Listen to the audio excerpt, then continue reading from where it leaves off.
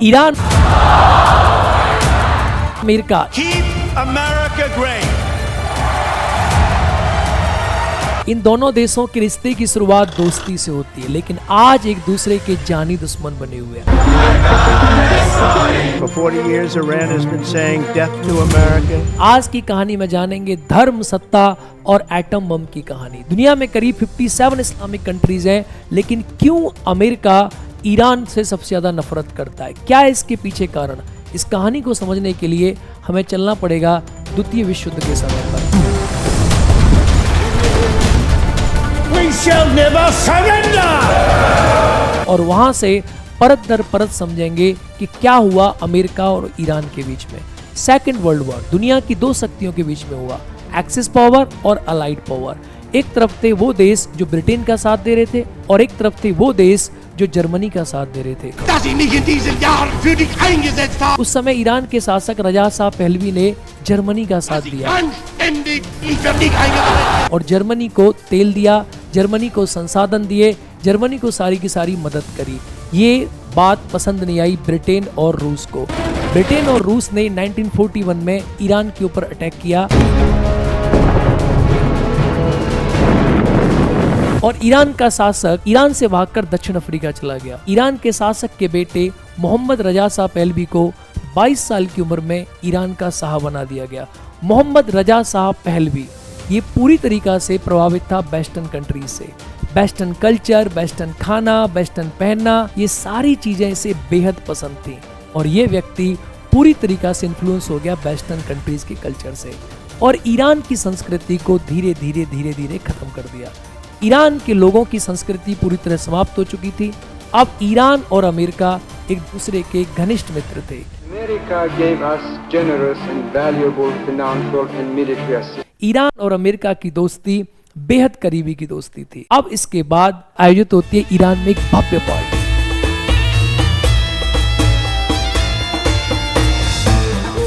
एक ऐसी पार्टी जो ईरान में इस्लामिक क्रांति की नींव रख देती है। पर्शियन एम्पायर के 2500वीं वर्षगांठ की पार्टी, ऐसी पार्टी जिसको अक्टूबर 1971 में किया गया और उस समय 100 से 200 मिलियन डॉलर इस पे खर्चा हुआ। एक ऐसी पार्टी जिसमें 65 देशों के राष्ट्राध्यक्ष आए, जिसमें सोने के बर्तन में खाना परोसा गया। फ्रांस के शेफ ने वहां पर खाना बनाया। इस पार्टी में एक अलग से टेंट का शहर बनाया गया। भारत की तरफ से इंदिरा गांधी इस पार्टी में गई थी। पूरी दुनिया में इस पार्टी की चर्चा थी। इस पार्टी में पर्शियन एम्पायर को भव्य तौर पर दिखाया गया और ईरान के शासक ने अपने नाम को दुनिया के टॉप कंट्रीज में शुमार कर दिया। लेकिन ग्राउंड पर ईरान की जनता इस पार्टी से डिससैटिस्फाइड थी। ईरान की जनता के बीच में असंतोष हो गया। ईरान में अमीर और गरीब की खाई बढ़ रही थी। ईरान की जनता गरीबी से ग्रसित थी और ईरान का शासक इतने लाखों हजारों डॉलर खर्च कर रहा था पार्टी के ऊपर। यहीं से एंट्री होती है ईरान के इस्लामिक स्कॉलर आयतुल्लाह खुमैनी की, जो कि शाह के शासक के विरुद्ध ईरान की जनता को उकसाते रहते हैं। ये शाह के शासक को अमेरिका का शासन मानते हैं और ये मानते हैं कि शाह अमेरिका का एक प्रकार से गुलाम है। 1964 में आयतुल्लाह खुमैनी को देश निकाला दे दिया गया और खुमैनी इराक चला गया। इराक में आयतुल्लाह खुमैनी ने रेडियो टेप के माध्यम से अपनी बातों को दुनिया के सामने रखा। शाह के दबाव में इराक के शासक सद्दाम हुसैन ने आयतुल्लाह खुमैनी को इराक से बाहर निकाल दिया और अब आयतुल्लाह खुमैनी फ्रांस और पेरिस चला गया। फ्रांस और पेरिस में जाकर खुमैनी ने अंतर्राष्ट्रीय मीडिया के माध्यम से अपने विचारों का प्रसार किया और इसके विचार पूरी दुनिया में जाकर फैलने लगे और अपनी बात ये जनता तक जाके रखने लगा। अब शुरुआत होती है इस्लामिक क्रांति की। 1979 ब्लैक फ्राइडे। 1979 में इराक के शासक शाह को देश छोड़ के जाना पड़ा। 1 फरवरी 1979 को आयतुल्लाह खुमैनी 14 साल के बाद ईरान लौटा। लोगों ने इसका जोरदार स्वागत किया। इतनी भीड़ सड़क पे देखी गई, हजारों लाखों की संख्या में लोग देखे गए। अब शुरू होता है रियल गेम। जब आयतुल्लाह खुमैनी लौट कर आया और सरिया कानून के माध्यम से ईरान को चलाने लग गया, खुमैनी ने अमेरिका को महाशैतान कहा और इजराइल को छोटा शैतान कहा। खुमैनी की इस हरकत की वजह से अमेरिका और ईरान के रिश्ते खराब होने लग गए। खुमैनी ने अमेरिका के 52 नागरिकों को, जो अमेरिकी दूतावास में काम करते थे, 444 दिन तक बंदी बनाकर रखा। अब इसके बाद खुमैनी इस्लामिक दुनिया में इस्लामिक कॉन्सेप्ट को आगे बढ़ाने लगा और खुमैनी ने शिया शिक्षा को आगे बढ़ाया। शिया इस्लाम की वजह से इराक को ईरान से प्रॉब्लम होने लगी, क्योंकि ईरान में सुन्नी इस्लामिक कॉन्सेप्ट है और सद्दाम हुसैन को लगा कि खुमैनी इराक के लिए एक बहुत बड़ी समस्या बन सकता है। खुमैनी को निपटाना बेहद जरूरी है। 1980 में इराक और ईरान का वॉर शुरू होता है, जो कि लगातार 8 वर्ष तक चलता है। 1988 तक ये वॉर चलता है। इस वॉर में ईरान को बहुत बड़ा लॉस होता है। ईरान की अर्थव्यवस्था पूरी तरह ध्वस्त हो जाती है। इस वॉर में अमेरिका ने भी ईरान के विरुद्ध कई प्रकार के कार्य किए। सुनने में मिलता है कि ईरान की एयर फ्लाइट 655 को, जिसमें 290 नागरिक थे, अमेरिका ने गिरा दिया था। और अमेरिका और ईरान के रिश्ते अब और खराब होने लगे, बेहद खराब होने लगे। 1988 में इराक और ईरान का वॉर समाप्त होता है। यूएन ने इस वॉर में आके हस्तक्षेप किया और वॉर जो है वो समाप्त हो जाता है। और इसी वॉर की समाप्ति के बाद ईरान के स्कॉलर खुमैनी की मृत्यु हो जाती है। जैसे खुमैनी की मृत्यु होती है और यहाँ से उनके शिष्य आयतुल्लाह अली खामेनेई को इस्लामिक स्कॉलर बनाया जाता है। और यहाँ से दौर आता है आयतुल्लाह अली खामेनेई। ये ईरान के सुप्रीम लीडर हैं और आज भी ईरान के सुप्रीम लीडर बने हुए हैं। अब ईरान की अर्थव्यवस्था पूरी तरीके से गिर चुकी थी।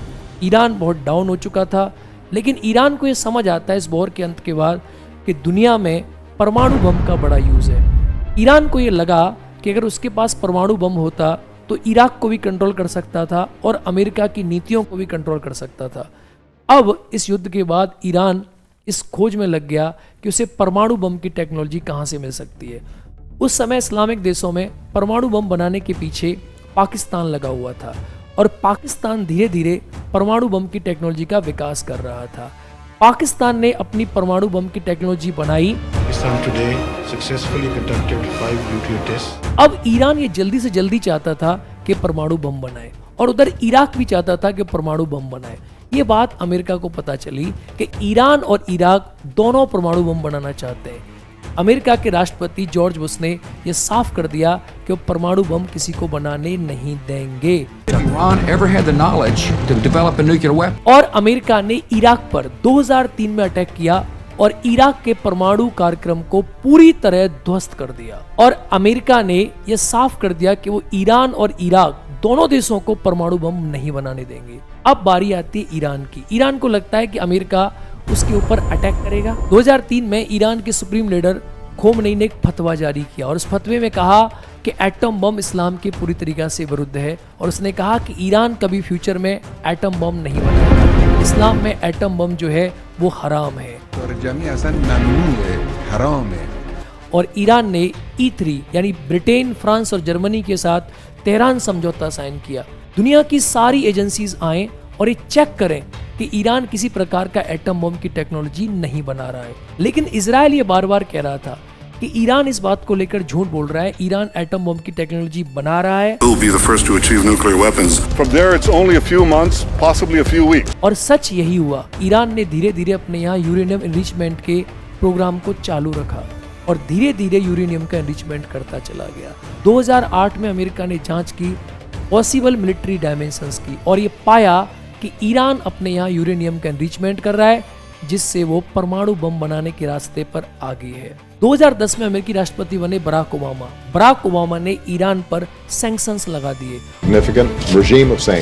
और ईरान की गैस के निर्यात को, तेल के निर्यात को पूरी तरह रोक दिया। ईरान की अर्थव्यवस्था डूबने लगी, ईरान को बेहद घाटा होने लगा। ईरान में करीब 40% का इन्फ्लेशन हो गया। ईरान की मुद्रा रियाल 50% तक डाउन हो गई और ईरान की हालत बुरी तरह से खराब होने लगी। अब ईरान को कोई रास्ता नजर नहीं आ रहा था कि ईरान क्या करे क्या ना करे। 2013 में हसन रूहानी ईरान के राष्ट्रपति बनते हैं ये एक उदारवादी राष्ट्रपति थे। हसन रूहानी ये चाहते थे कि वो अमेरिका के साथ डील करें और अमेरिका ईरान के ऊपर से सैंक्शंस हटा ले, जिससे ईरान की अर्थव्यवस्था दोबारा से अपनी पटरी पर आ जाए। और हुआ बिल्कुल यही। 14 जुलाई 2015 में ईरान और अमेरिका के बीच में एक एग्रीमेंट साइन हुआ, जिसे ईरान डील के नाम से भी जानते हैं, joint comprehensive plan of action, JCPOA। इस एग्रीमेंट में ईरान ने यह प्रॉमिस किया कि ईरान अपने यहाँ किसी प्रकार का एटम बम डेवलप नहीं करेगा। इजराइल ये बार बार कह रहा था कि ईरान झूठ बोल रहा है। We'll be the first to achieve nuclear weapons. From there, it's only a few months, possibly a few weeks. और 31 जनवरी 2018 को इजरायली खुफिया एजेंसी मोसाद के एजेंटों ने तेहरान से 10 से 15 हजार पेपर्स की चोरी करी और 10 से 15 हजार पेपर्स में ये पाया गया कि ईरान अपने यहाँ यूरेनियम का एनरिचमेंट कर रहा है और ईरान अपने यहाँ एटम बम बनाने की पूरी कोशिश कर रहा है। 2018 में इजराइल ने ये प्रूफ कर दिया कि ईरान अपने यहाँ एटम बम बनाने का पूरा प्रयास कर रहा है। 8 मई 2018 को राष्ट्रपति डोनाल्ड ट्रंप ने ईरान और अमेरिका की जो डील 2015 में हुई, उस ईरान डील को कैंसिल कर दिया। United States will withdraw from the Iran nuclear deal. अब जैसे ही ट्रंप ईरान डील को कैंसिल करते हैं, दुनिया में खलबली मच जाती है। अब ट्रंप इजराइल की इतनी बात क्यों माने? क्योंकि इजराइल एक यहूदी देश है और आपको बता दूं कि अमेरिका में लगभग 7 मिलियन आबादी यहूदियों की है और ट्रंप के चुनाव में यहूदियों का एक बड़ा हाथ रहा था और फिर से ईरान पर सैंक्शंस लगा दिए The highest sanctions ever imposed on a country. और ईरान बुरी तरीका से अर्थव्यवस्था के दबाव में आने लगा। अमेरिका ने 3 जनवरी 2020 को ईरान के आर्मी चीफ कासिम सुलेमानी को मार दिया। Qasem Soleimani has been killed. इसके बाद इजराइल ने ईरान के परमाणु कार्यक्रम के जनक मोहसिन जादेह को भी मार दिया। Iranian nuclear scientists have been the victims of targeted assaults. इसके बाद ईरान ने एक बड़ा एक्शन लिया। ईरान के राष्ट्रपति बने इब्राहिम रईस और इब्राहिम रईस ने साफ कर दिया कि वो अमेरिका के दबाव में बिल्कुल नहीं आएगा और उन्होंने साफ कर दिया कि ईरान के लिए परमाणु बम बेहद जरूरी है। इब्राहिम रईस अमेरिका को खटकने लगा। 19 मई 2024 को ईरानी राष्ट्रपति इब्राहिम रईस मारा गया। President Raisi died when their helicopter crashed. और इसके मारे जाने के बाद लोगों ने यह दावा किया कि इसके पीछे अमेरिका का हाथ है। और 2024 में ईरान के नए राष्ट्रपति बनते हैं मंसूद पेजेस्कियान। ये एक उदारवादी राष्ट्रपति है। ईरान के नए राष्ट्रपति चाहते थे कि अमेरिका ईरान के साथ डील करे और ईरान ये प्रॉमिस करता है कि परमाणु बम नहीं बनाएगा।